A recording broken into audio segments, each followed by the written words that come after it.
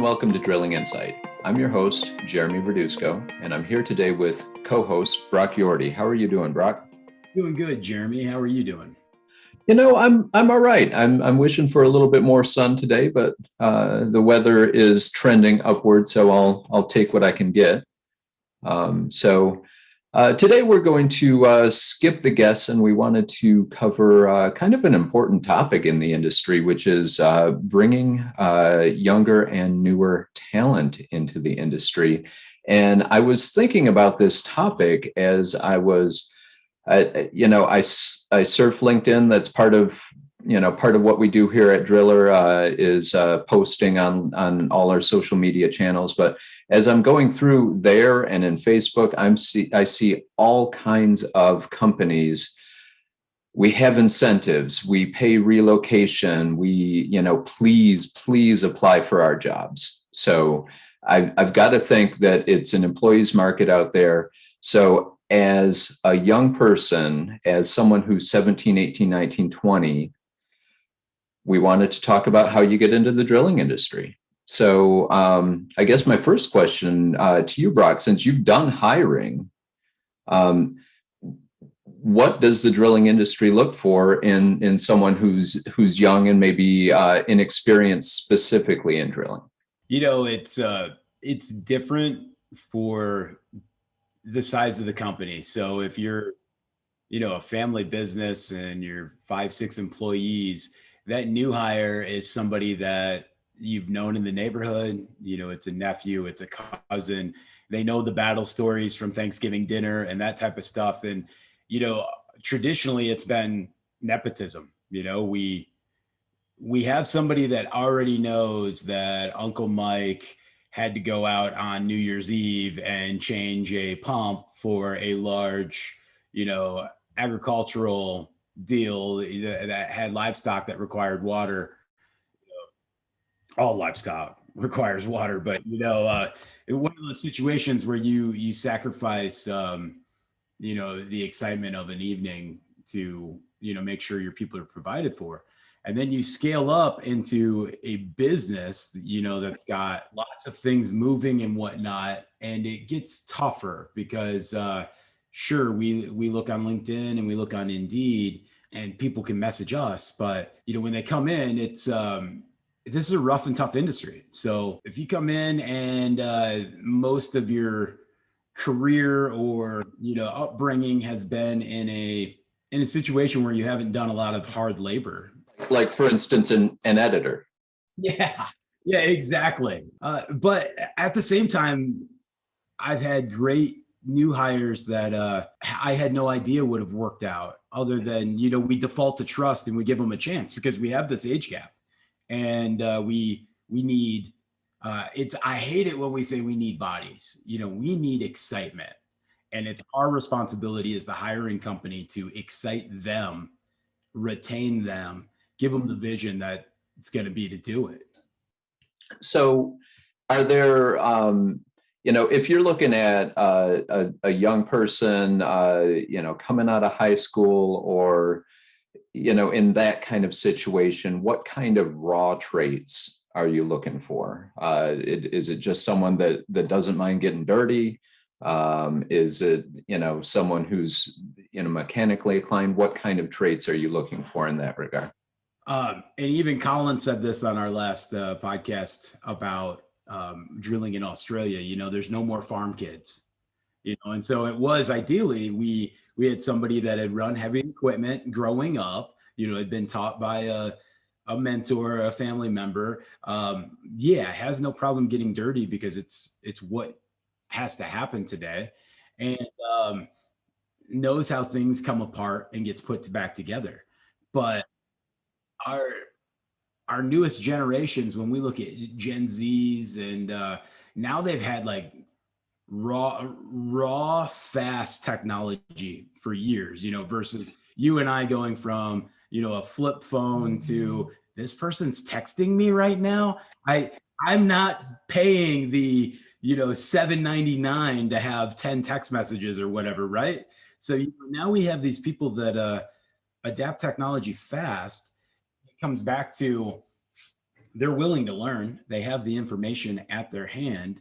So you're looking for somebody that likes tough situations, likes to problem solve, doesn't mind being muddy, loves the outdoors. And I'm seeing a lot of great Gen Zs that I've met that want to be in the forestry service, want to work for the Bureau of Land Management, want to, be part of something that's environmentally, directed, where the millennials, and the oldest millennials now are 39 and almost 40, you know, they were, since technology was handed to them and this great, like, everything that happened from, our basic dial-up internet to, you know, 256 gig phones that take pictures better than the cameras that we bought 5 years ago. They were very much into the biotech market, into this cutting edge technology stuff. And so now that this next generation is coming through, we got to find the ones that go, yeah, I want to be part of the resources. I want to be part of water. And then it's up to us to train them. I don't think we can continue to stand on this idea that we have no more farm kids or we have no more family. What happened? Why did the farm kids decide to go into the biotech market? Or why do we not have the sons and daughters still in the business? What pushed them to go out and do other things? So if I'm a young kid, I'm just graduating. It sounds kind of interesting to me. I really like being outdoors, that kind of thing. Where can I go look for training? I mean, we've had Jim on from Fleming. What are some other options out there for training or even associations? Where do I start? Um, I guess the best part is social media, thedriller.com, YouTube videos that talk about the processes and show lots of different phases. And then from there, reaching out to your local state association and saying, I'd like to be part of this industry, because we have good engaged industry folks that would love it if somebody reached out, and from there, Fleming College is kind of that cream of the crop, but it's hard if you're not in that part of the world to attend that school. So then, you have Western Michigan University's Hydro Resource Camp. There's a couple other colleges through the country that do week-long camps that are a good introduction. But again, it's if you're driving past a water well drilling company every day, and obviously we know many of them have signs out front that say for hire, and you walk in and you say, "Hi, I'm Bo. I would sure like to be part of this industry. I know nothing about drilling, driving trucks and stuff, but I am 100% willing to learn, and this fascinates me." Then, if that company goes, heck yeah, let's fill out an application. Let's see what you got. If they go, I don't think you're going to last more than a couple weeks like the last one, go to the next one. Because I'll tell you what, we got lots of drilling companies throughout the country that are looking for the future right now. Yeah. Yeah. So you had mentioned other industries. So if I want to make a parallel jump, say you had mentioned truck driving, say I'm getting sick of being on the road so much, I'm looking for something that stays in a tri-county area or that kind of thing. How do I bring kind of parallel skills to this industry and get up to speed? If you can run heavy equipment and you can drive, a big truck, you have your CDL, regardless if it's, an automatic or a manual, that is a big step up, because it's tough to get. It's not tough to get. It's time investment to get your CDL, but all of our equipment out there requires that. And if you have an aptitude and you've passed your driving test for that and you understand equipment inspections, you're already ahead of the game. And right now we have several companies that have one or two CDL drivers in the company, and they're trying to move all the equipment. And then we have a bunch of people that have not had the opportunity or didn't want to. And so that's a big piece that I hear a lot when we're when we're at the shows where somebody goes, man, we got a great group of people, but we only have one or two CDLs. It used to be a drilling company. Everybody in the company had a CDL, you know, and if you get to that company and you say, I want to get my CDL, they'll be excited. They will want to help you understand how to run this vehicle, how to do it. It's just one of those things. Yeah. And I do see, you know, a lot more rigs advertised these days as being non-CDL truck based now. So I think, you know, that's probably a response to what you're talking about here. Yeah, it's a reaction from the manufacturer side of the industry to find equipment that, you know, we can run, that we don't have to have, you know, one, it's weight, and you know, trying to be, as we have urban sprawl, but we also have a lot of properties that need water wells that are on lakes and things, and we need smaller equipment. But at the end of the day, if we're making big water wells, it's going to be a CDL fire truck. Yeah. Big trouble. Yeah. So, you know, I see you out there working hard, and I admire that, but it all, you know, as I mentioned earlier, from an editor perspective, it sounds like hard, potentially dangerous work. These are all kind of cons. What do you see as the pros? I mean, why do you do it? Why do you keep coming back to this? There's not many jobs left in the world that we get to, you know, discover or explore. You know, it's we got the super smart people that are looking how we go off world and do it, but we can't do that without the resources and water that we have here. Yeah. And as a drilling industry, we get to be part of discovering the unknown. And you look at the infrastructure bill coming out and all of the drilling we need to understand, you know, how we're going to rebuild these bridges, or how this water pathway, you know, affects us, to cathodic drilling to protect our pipelines so that they can last, you know, long enough to the next time we need to replace them, to geothermal, harnessing our Earth's energy. There's just so many great things that we're doing out there. And when it's Sunday evening and we're having family dinner in person, or it's on Zoom, and we talk about our week, and you say, I helped pull core on a 900-foot hole in Republic, Washington, and we had giant streaks of gold come through it, and it's a whole new defined area for the mine. Or I was in Florence, Arizona, and we thought we might get water, but we got a lot of water, and everybody cheered and high-fived. It's spiritual to get to make water and resources come out of the ground, and it's something that, you know, takes creativity and excitement, but it's fun. Yeah.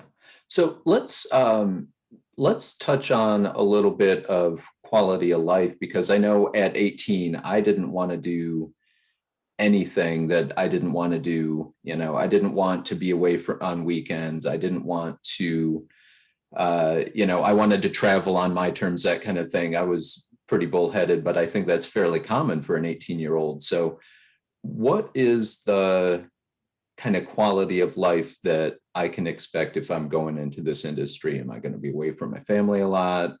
What's the deal? You know, I would say 2/3 or greater than 2/3 of this industry, everybody's home on the weekends.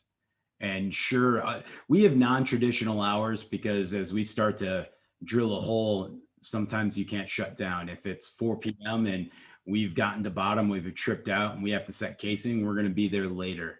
But it's I think the getting to be outside and getting to be part of you know, drilling, it offsets a lot of that, the excitement. And there is a brotherhood and camaraderie that come with, you know, road travel and getting to see the country. And I had great advice as I started my job at Bayreuth that said, young man, if a great opportunity comes up, no matter where it is in the world, say yes.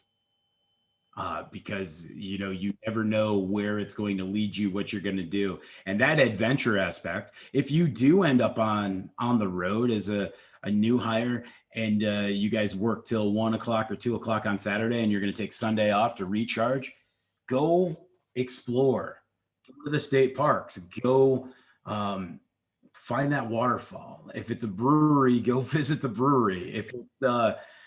If you're going to be in another area and you think you just need to hang out in your hotel room and order pizza in and play Xbox or whatever, there's nothing there. Bob Brown said, if you're going to spend your time on the weekends, go explore. And the younger you are and the less responsibility you have for a family or a wife or those type of things, or a husband, if it's the other direction, it's who knows what you're going to find out there. So that's the greatest thing about the drilling industry for me, is getting to see Latin America, getting to see Canada, getting to see outside of the United States, getting to explore, getting to understand the geology of these other places, but also getting to be part of those communities and really, the adventures. And that's memories that there's not many jobs like this anymore, that you can go lots of different places. Yeah. Well, and as as a small town Michigan boy, I mean, you've been all over the place. And it's a lot of it's been just professional travel and where you've gone and worked places. And it's not just short stints. I mean, you're not going for a weekend. I mean, you can, be a place for months, right? And when you show up, and again, it's to recover a resource, if it's gold in Moquegua, Peru, or it's, water in Niger, Africa, everybody's excited for you to be there. It's the magic's in the air, because we're about to do something that we weren't capable of doing. If you look at from spring pole water wells in China, our civilization doesn't progress without us being able to find these resources and establish, a center point. That's why the well is the center of many villages and, places around the world. Yeah, yeah. And even, that even translates today with center pivots, with, the center of the crop. Irrigation, with what we need to feed and sustain, and the specialty crops we make now, again, it's cool to say, you see Farmer Johnson's cornfields here. We helped put those irrigation wells in, and then the Center Pivot Company came in and put in, the irrigation aspect of it. And this summer, when it got super dry, his crop was saved, and I got to help provide that. That's, I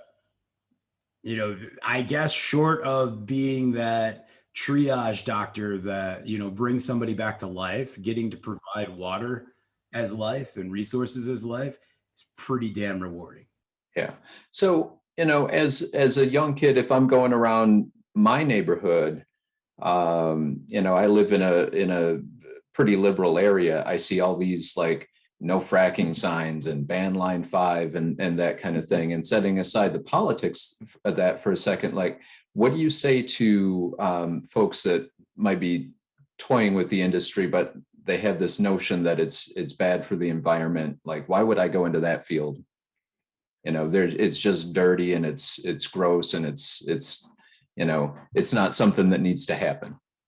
Us as stewards of the environment, we all have a responsibility to be, smart and save the environment, regardless if I go to work for a hardware store and I'm doing the recycling and the garbage for the store every Friday, or I work for a drilling company. There's good regulations out there. There are great companies that are making sure that they stay smart. State regulations and federal regulations really help us. Sure, when we get into oil and gas fracking and some of the pipelines and stuff, has been a negative connotation on our industry. But if the regulation is right, and the good companies are following the rules, and we're policing the ones that are bad. We need that. It's interesting to be part of Michigan, the same as you, and see them talk about Line 5 on the idea that the Upper Peninsula needs fuel. You know, it's very cold up there. There are a lot of families that are on you know, heating fuel subsidies for the winter, and now we're gonna reroute. And I understand from a Great Lakes Compact and everything about protecting our Great Lakes, one of our greatest natural water resources in the world, that we need to have the right solution. And that's exactly it. We're heading towards 10.5 billion people in this world, and we have to figure out how to still have infrastructure, how to still continue to progress civilization, and do it environmentally responsible.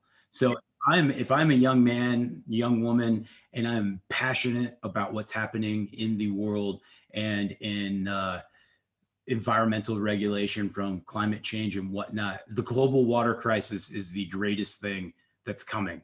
And so, sure, you don't want to be part of a pipeline or an oil and gas line, but people require water. And as our environmental regulations have floundered or we didn't have them yet, these cities that are on rivers and lakes from the microplastics or the all the myriad of things that we're finding in rivers, you know, groundwater, you know, aquifer storage and replenishment, recharge wells, ASR wells, those are things that are going to be the future. And so we need college students that want to come into this industry that go and take a geology or a earth science class, and we need tradesmen that want to come right out of high school and say, you know what, I want to run that rig. Some of the best people in this world that have helped create water wells and stuff hated high school, but their hands, and they're running this DR24 or this Mark 70 or this RD20 or a 90K. That's, you know, multiple millions of dollars worth of equipment that they're responsible for, and they're making water, or they're making it come out of the ground. It's pretty cool. Yeah. And at the same time, you know, a lot of these different sectors of drilling, you know, they're going to have varying impacts.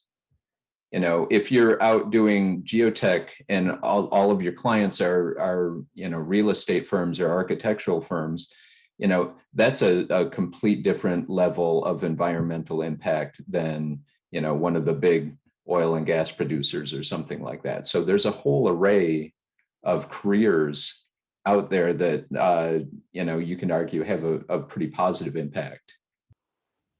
It's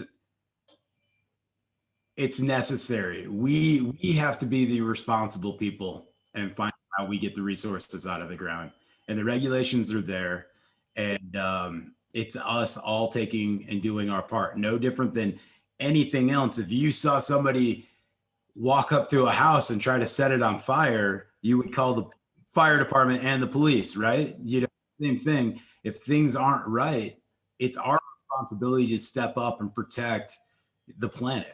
You know, and so there are endless great companies out there with safety and environment programs that are doing it right. And then there are a few that have definitely made the headlines, and it's sure, it slowed down our recruitment, but at the same time, you know, you look at the opportunities, and the idea of getting to be part of this industry is just it's a great place to be right now.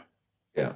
So let's wrap up with just give me your, you know, your 30-second elevator pitch. If you're advising or mentoring someone who's thinking about the industry, what's your pitch? Why should I jump in?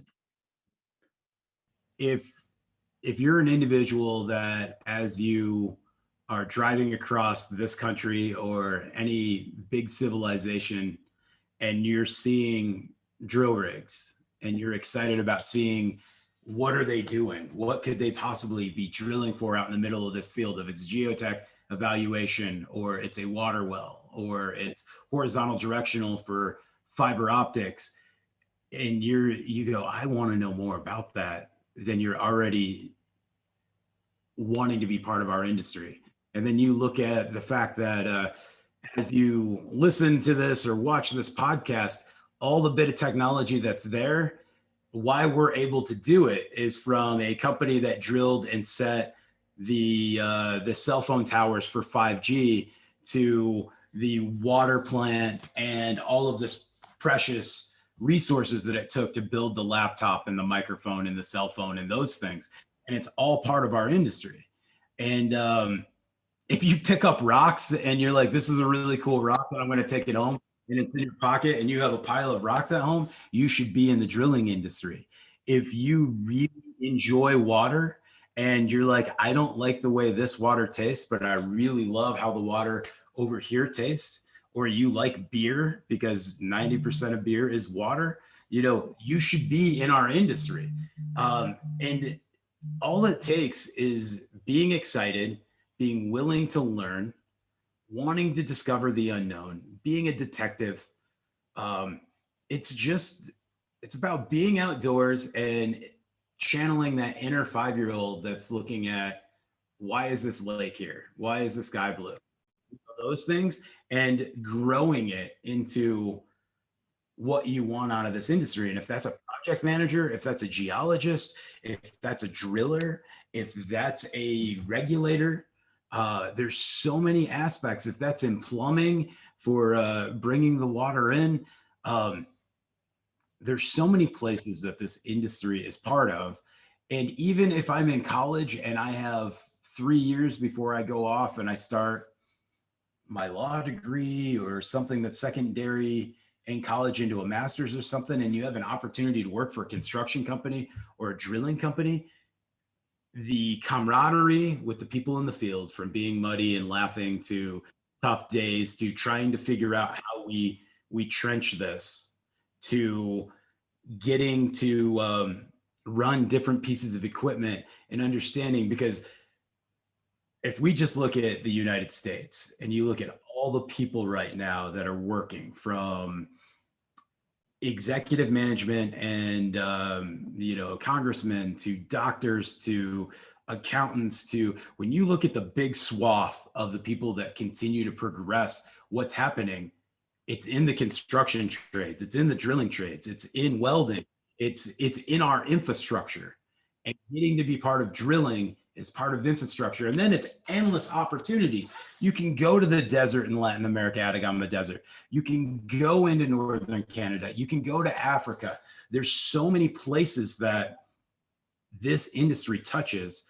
And drilling is it's a universal language. I've been on job sites where I'm the gringo and I don't speak, or they're speaking too fast, but we still understand what's going on together and we can communicate. And again, when you from 1,000 meters down pull out a core and it's showing a totally different definition, and you have this geologist that's speaking in Peruvian Spanish, and his octaves in his voice have gone up, and everybody immediately, like, the hair will stick up on your arms and you're like, I am part of something more than just a 9-to-5. And so it's not for everybody, because we need 9-to-5 people as well. But if you want to discover the unknown and you're not smart enough to be an astronaut, the drilling industry is exactly where we need you. Yeah. Well, with that, I think we'll head toward wrap up here. I think one thing that strikes me about this industry, and I'm sure you've seen it too, the number of people that are in it that have been in it for decades. As you had talked about Colin Barden a minute ago, and he had told us that, once you get folks into the industry, it's not difficult to keep them. and I think it's an industry that can be good to people if they give it a chance. What are your thoughts on that? I absolutely agree. I think we complain that there's not people to hire in our industry right now.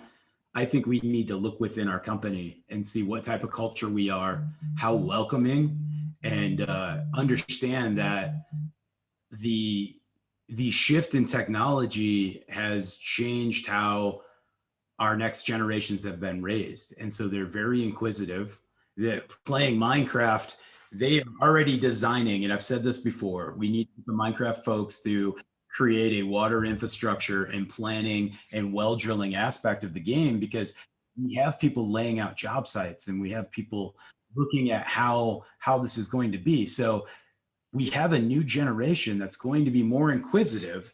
And sure, stepping in a mud puddle is not the top thing, but I'll tell you what, my Gen Alpha kids, they jump in muddy puddles all the time. Maybe it's Peppa Pig, I don't know, but they are in the middle of being dirty. My son says, "Hey, look at that job site, Dad. It's not look at the construction or look at Bob the Builder. It's look at that job site. What are they doing?" And I say, "They're building a basement, and they're about to pour some concrete." And he's like, "Can we come back and watch?" And so the last aspect, if you're a parent that's thinking, what should my son do when everything's the hammer in the house, this is your industry. And it's very much, we just have to decide how we recruit, understand that the learning curve may be a little bit longer than when it was when I was a kid on a farm, but the same heart and guts are there. And so it really comes back to giving these new hires vision, trusting them, making sure they have good teachers and mentors, because obviously we're always going to have doers and we're going to have leaders, and then we're going to have some managers and foremen. And it's our responsibility. It's the reason why my shift at Driller has been very focused on leadership and the hearts of people, because it's what we're going to have to do to get our next generations. And they're out there. There's plenty of college students studying earth sciences that want to be dirty, and how do we get there? And finally, again, I can't say this enough. We're not going to have enough qualified people to help drill for water and the water crisis. And all we can do is recruit. And if it's 1 out of 3 last, great. But if it's 1 out of 3 at your company that last, again, you need to look in your heart as you're looking into their heart and figure out how we do a better job of bringing them on, exciting them, and retaining them. Yeah. Well, I think that is a great note to end on. So, as usual, you can find fresh episodes of our show on our website or on Apple Podcasts every other week. Just search Drilling Insight and hit that subscribe button. And visit thedriller.com for the latest news and views of the industry. And, of course, follow us on the usual social media channels. So until next time, folks, this is Drilling Insight.